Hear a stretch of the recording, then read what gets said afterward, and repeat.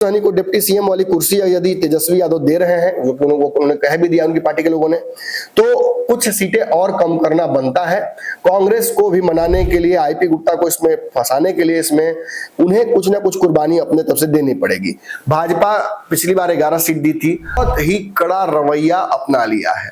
कांग्रेस बिहार में सच पूछिए तो उस असाध्य घोड़े की तरह हो गई है जो खुद पर लगाम लगाने नहीं दे रही। तो अब तेजस्वी को विश्वास बहुत नहीं रहा अपने सहयोगियों के विनेबिलिटी पर।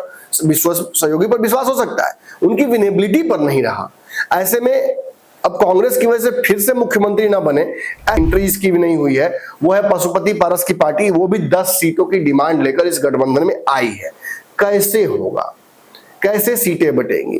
देखिए, ये खबर आ रही है कि आज जब तेजस्वी यादव और राहुल गांधी दोनों पटना में होंगे, दोनों बिहार में होंगे, तो संभावनाएं है कि उनकी मुलाकात भी हो, और नहीं भी होती है तो कांग्रेस के प्रभारी को यह जिम्मेवारी दे दी गई है, ये लिस्ट दे दी गई है।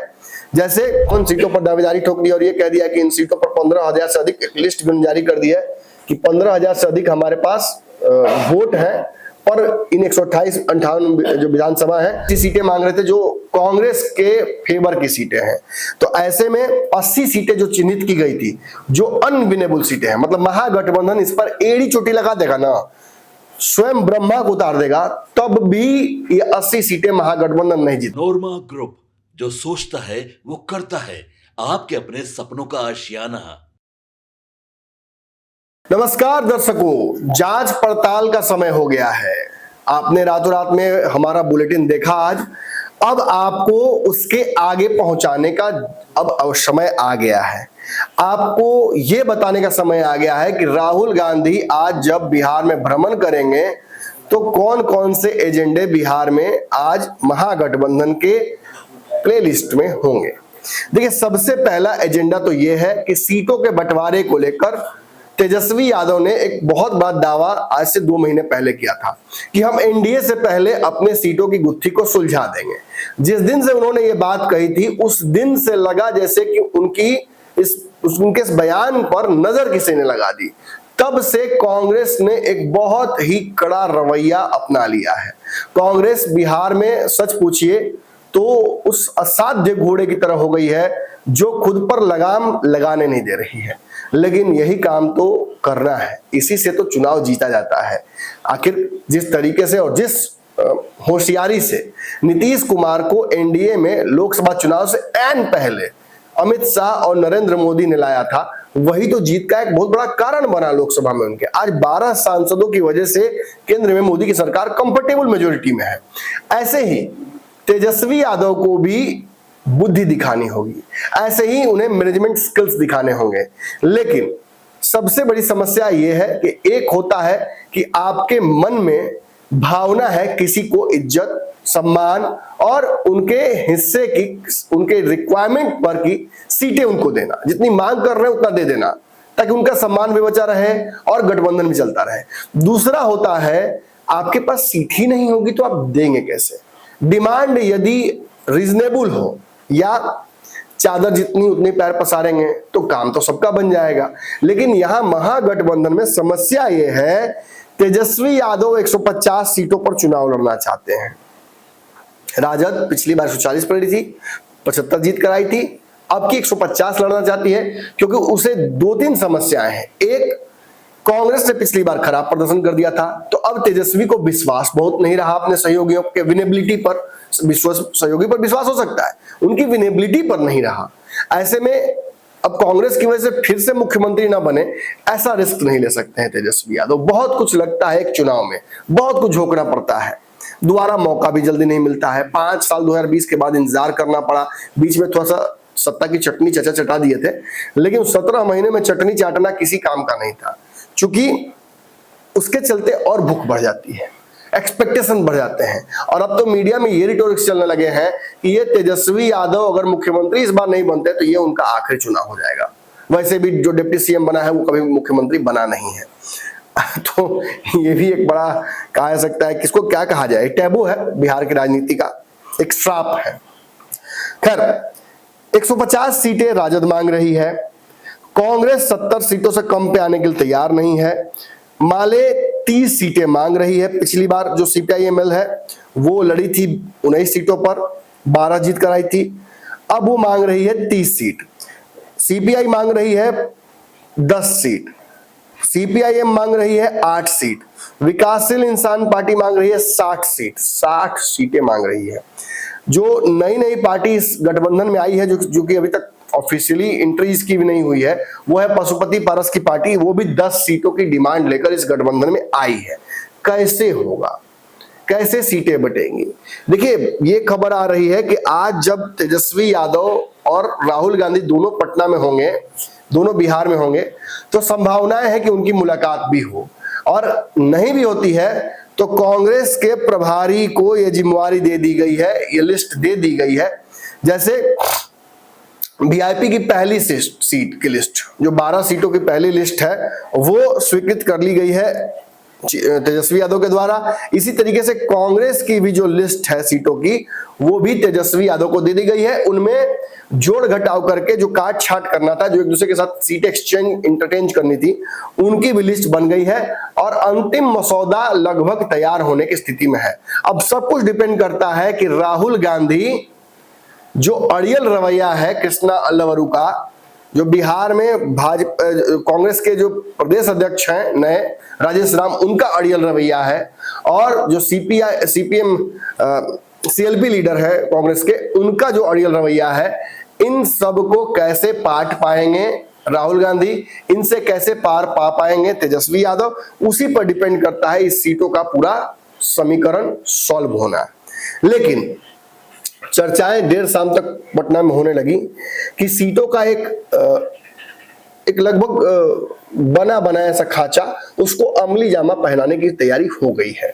कमोबेश इसी आधार पर सीटों का समीकरण बनेगा। मेरे पास भी वो लिस्ट उड़ती हुई आई है, मुझे लगा कि आपको ये लिस्ट बतानी चाहिए, इसलिए मैं इस वक्त आपको डिस्टर्ब कर रहा हूं। तो sorry to disturb you, but here goes nothing. Rashtriya Janata दल 125 से 40 सीटों पर तैयार हो गई है। मतलब पिछली बार जितनी सीटों पर लड़ी थी, उतने से कम पर भी वो लड़ने के लिए तैयार हो गई है। ये अंतिम मसौदा है। मतलब यहाँ राजद अपना घमंड और साथ ही साथ एक बहुत बड़ा रिस्क भी ले रही है। घमंड तो तोड़ ही रही है। कांग्रेस के सामने झुकने का मतलब है कि कांग्रेस माथा पर चढ़ के नाचेगी, ये तय है। कांग्रेस ने पूर्व में भी ऐसा कई बार किया है। ऐसे में 150 की सीट की डिमांड से उस पीछे नहीं हट रही थी राजद, लेकिन अब खबर आ रही है कि 125 मिनिमम और 140 मैक्सिमम तक राजद रेडी हो गई है। तो कहीं ना कहीं यहां पर राजद ने बड़ा दिल दिखा दिया है। अगर 125 तक राजद चली जाती है तो मैं बहुत चौंक जाऊंगा। मतलब इससे तेजस्वी यादव के समावेश के एक जो बड़ी समस्या थी, तेजस्वी समावेशी नहीं थे, उस पर सवाल अब मैं नहीं खड़ा कर पाऊंगा। तेजस्वी ने काफी समावेश दिखाया होगा यदि वो 125 तक चले जाएंगे। 140 भी रिजनेबल है। ऐसे में इतनी सीटें तो राजद लड़ेगी ही। इसकी समीकरण की अंतिम जो है वो मुहर एक तरीके से राजद के नेतृत्व ने लगा दिया है। अब कांग्रेस की तरफ आते हैं। कांग्रेस को आइडियली चाहती है राजद कि वो 50 सीट से एक भी ज्यादा पर नहीं लड़े। इसी में आईपी गुप्ता भी हैं, तो कांग्रेस अपने ही हिस्से से 10 सीटें आईपी गुप्ता को, 10 या 8 जो भी उचित बनता हो, कांग्रेस ये तय करे। आईपी गुप्ता तेजस्वी यादव से फिलहाल नेगोशिएट नहीं करना चाहते हैं, तो हो सकता है कि कांग्रेस को 50 नहीं 60 सीटें, 50 से 70 के बीच में कांग्रेस की डिमांड टिक रही है। राजद चाहती है 50 पर आए। मुझे लगता है कि 60 पर कांग्रेस मान जाएगी। अगर कांग्रेस को कुछ 10 या 8 सीटें आईपी गुप्ता को देनी पड़े, राहुल गांधी अब पटना में होंगे, तो हो सकता है, देखते हैं इस समीकरण पे क्या अंतिम फैसला बनता है। क्योंकि कल भी आईपी गुप्ता ने एक बड़े कांड कर दिया है। 158 सीटों पर दावेदारी ठोक दी और ये कह दिया कि इन सीटों पर 15,000 से अधिक, एक लिस्ट भी जारी कर दी है कि 15,000 से अधिक हमारे पास वोट है, पर इन 128-58 जो विधानसभा है उन सब में, और किसी में तो 70-80 हजार तक हैं पान समाज के लोग। तो ये एक समस्या फंस रही है। लेकिन इसे सॉल्व करने का तरीका यही है कि कांग्रेस 50 पर मान जाए और 10 सीटों का एक उसको क्या कहा जाए, बफर दिया जाए, जो वो आईपी गुप्ता के साथ शेयर कर सकती है। यहीं पे कहीं ना कहीं टिक रहा है मामला। इससे इससे नीचे तो जाना संभव नहीं है। कांग्रेस 50 से नीचे पर बिल्कुल तैयार नहीं होगी, फिर वो विवाद करके चली जाएगी तीसरे मोर्चे में, और फिर प्रशांत किशोर तो इंतजार ही कर रहे हैं, आईपी गुप्ता तो वहीं पहले से खड़े हैं, तो फिर आईपी गुप्ता की सीटें बढ़ जाएंगी, प्रशांत किशोर भी प्रभावी हो जाएंगे और कांग्रेस भी एक बहुत प्रभावी गठबंधन में का नेतृत्व करने लगेगी। फिर बनता है बात सीपीआई एमएल का। देखिए पिछली बार 19 सीटों पर ये लड़ते हैं, इनको अगर 20 मिल जाए तभी ये मान जाएंगे, लेकिन 30 की इनकी डिमांड है, तो खबर आ रही है कि 20 पर इनको मना लिया जाएगा। एक सीट ज्यादा जरूर लेगी सीपीआईएमएल, इस पर वो अड़ गई है। और ये तेजस्वी यादव ने भी वादा किया है, मैं कई बार आपको बोलता हूं कि तेजस्वी ने वादा किया है कि बेहतर प्रदर्शन की वजह से लेफ्ट की पार्टियों का वो नंबर बढ़ाएंगे। भाकपा जो सीपीआई है, इसको 5 सीटें मिल सकती हैं, 5 से 1 भी ज्यादा मिलने की संभावना नहीं है। पिछली बार लगता है कि वही 4 या 6 सीटें मिली थी, मुझे याद नहीं एग्जैक्टली, लेकिन हाँ अच्छा 6 सीटों पर लड़ी थी ये, 5 इसको मिलने जा रहा है, 1 सीट की कटौती इनकी होने वाली है। फिर सीपीआईएम जो है वो 4 सीटों पर चुनाव लड़ी थी, उसको 4 के 4 ही मिलेगा, 1 भी ज्यादा मिलने की संभावना इसके अलावा नहीं है। अब यहाँ आता है असली पेज। मुकेश सहनी ने मांग जो की है वो है 60 सीटों की। कल हमने आपको इंटरव्यू दिखाया था, संजीव मिश्रा जो उनकी पार्टी के राष्ट्रीय उपाध्यक्ष हैं, उन्होंने, और बड़े कद्दावर नेता हैं इस पार्टी के, उन्होंने साफ तौर पर कहा था कि हम 4-5 सीटें कम कर लेंगे, लेकिन उससे कम करना हमारे लिए संभव नहीं है। ये हमारे सीधे सीधे हमारे संघर्ष से जुड़ा हुआ है, हमारे एक तरीके से हम जो सम्मान चाह रहे हैं इस गठबंधन में वो भी इस पर टिका हुआ है। तो मुझे लगता है कि मुकेश सहनी को डिप्टी सीएम वाली कुर्सी यदि तेजस्वी यादव दे रहे हैं, वो उन्होंने कह भी दिया उनकी पार्टी के लोगों ने, तो कुछ सीटें और कम करना बनता है। कांग्रेस को भी मनाने के लिए, आईपी गुप्ता को इसमें फंसाने के लिए, इसमें उन्हें कुछ ना कुछ कुर्बानी अपने तरफ से देनी पड़ेगी। भाजपा पिछली बार 11 सीट दी थी, अगर इसे डबल करते हैं तो 22 सीटें होती हैं। और जो खबर आ रही है कि 30 सीटों पर मनाने की तैयारी मुकेश सहनी को की जा रही है। खबर आ रही है कि 25 सीटों तक राजद जा सकती है, इसके बाद थोड़ा राजद के लिए मुश्किल हो जाएगा। राजद इससे ऊपर सोच नहीं रही है फिलहाल वीआईपी के लिए। 12 सीटों की लिस्ट दी जा चुकी है, 12 दूनी 24, यानी 2 दर्जन सीटों का ऑफर मुकेश सहनी को राजद की तरफ से दे दिया गया है। अब बढ़ाना घटाना जो हो वो मुकेश सहनी और तेजस्वी यादव के बीच की बात है, उसमें किसी तीसरे का इंटरफेरेंस नहीं हो पाएगा। समस्या जो फंस रही थी कि मुकेश सहनी कई ऐसी सीटें मांग रहे थे जो कांग्रेस के फेवर की सीटें हैं, तो ऐसे में 80 सीटें जो चिन्हित की गई थी, जो अनविनेबल सीटें हैं, मतलब महागठबंधन इस पर एड़ी चोटी लगा देगा ना, स्वयं ब्रह्मा को उतार देगा, तब भी ये 80 सीटें महागठबंधन नहीं जीतेगा। तो इनमें से ज्यादातर सीटें कांग्रेस छोड़ने के चक्कर में थी, राजद खुद नहीं लड़ना चाहती है। मैंने कई बार आपको इन सीटों का नाम भी बताया, तो मैं आज नहीं बताऊंगा। तो ऐसे में इनमें से 10+ सीटें, मतलब 10 से अधिक सीटें इन 80 अनविनेबल सीटों में से मुकेश सहनी के पाले में दी जा रही हैं। मुकेश सहनी ने हर्ष इसे स्वीकार कर लिया है। ऐसे में यदि मुकेश सहनी इतना बड़ा कड़वा घूंट, इतना बड़ा जहर पी रहे हैं, विष पी रहे हैं महागठबंधन और तेजस्वी यादव के लिए, तब 5 सीट तो उनका बढ़ना ही चाहिए। इसीलिए मुझे लगता है कि 30 सीटों तक मुकेश सहनी को जाने की संभावना उनकी बन रही है, लेकिन राजद ने 25 ही शायद ऑफर किया है, ये खबर हमें प्राप्त हो रही है। अब इससे देखिए, मुकेश सहनी के लोग तो इससे इत्तेफाक नहीं रखेंगे, लेकिन सच्चाई यही है। और इसके बाद इंटरेस्टिंग जो नाम है, वाइल्ड कार्ड एंट्री, कौन? तो पशुपति पारस। इनको 5 सीटों की डिमांड, इनकी तरफ से 10 की डिमांड है, लेकिन 5 पर भी इनको कोई पूछ नहीं रहा है। ऐसे में खबर आ रही है कि 4 सीटें चचा पारस को दी जाएंगी। ये 4 सीटें कौन कौन सी हो सकती हैं आप समझ लीजिए, बहुत आसानी से समझा सकता, उंगली पे गिना सकता है। पशुपति पारस, उनके पुत्र प्रिंस और सूरजभान सिंह के परिवार से कोई एक व्यक्ति। इसके अलावा 5वां कोई लड़ जाए चुनाव, ऐसा संभव नहीं लगता है। पशुपति पारस को इस खेमे में लाने को लेकर लालू यादव बहुत एक्साइटेड नहीं है, लेकिन चूंकि पुराने चावल हैं और चिराग पासवान का कोई काट तेजस्वी यादव के पास नजर नहीं आ रहा है, इसलिए तेजस्वी यादव इसको एक हथियार बना सकते हैं। इसके हिसाब से वो चुनाव लड़ सकते हैं। तो ये मैंने आपको लिस्ट जो है कमोबेश दे दी है।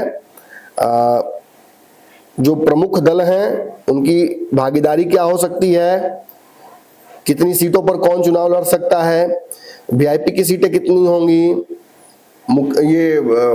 कांग्रेस कितनी सीटों पर पीछे हट सकती है, ये सारी संभावनाएं हैं। इन संभावनाओं पर रात रात शाम शाम होते होते पटना में खूब चर्चा होने लगी थी। सियासी गलियारों में चाय की चुस्की के साथ इन खबरों को खूब एंजॉय किया गया। उम्मीद है आप भी चाय की चुस्की के साथ इस खबर को एंजॉय कर रहे होंगे।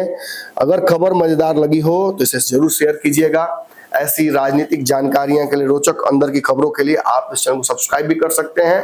भारत लाइव आपका चैनल है, आपकी खबर आपको दिखाता है। Thank you. आपके सपनों को हमने सजाया है, ई होम्स पैनोरामा को हमने बनाया है। ई होम्स मेरा एक सपना था जिसपे मैं पिछले 4 साल से काम कर रहा था। हमने जो बनाया है वो सबने है माना। ई होम्स पैनोरामा में हो आपका भी आशियाना।